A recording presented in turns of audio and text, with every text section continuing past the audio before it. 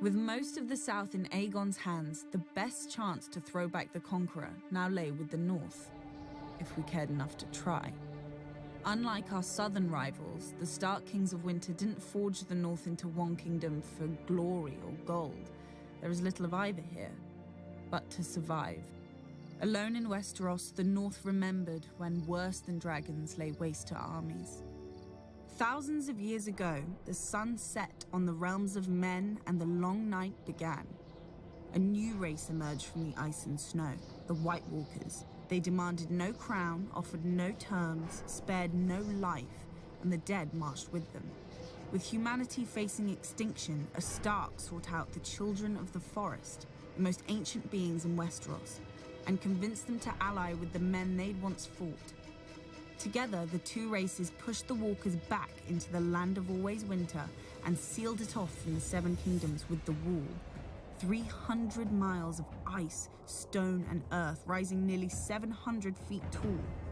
To guard it, they established the Night's Watch, a brotherhood sworn to defend the living from the dead, whose vows erase both titles and crimes.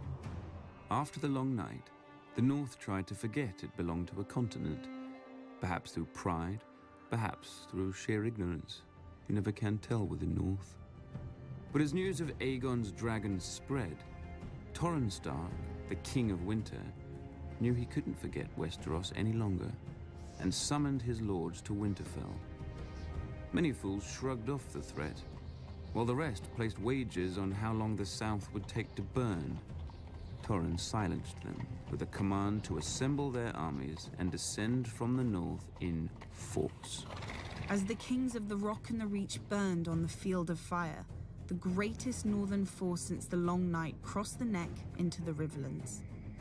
But when King Torrhen arrived at the Trident, he saw, on the opposing riverbank, the combined strength of all Aegon's conquered kingdoms.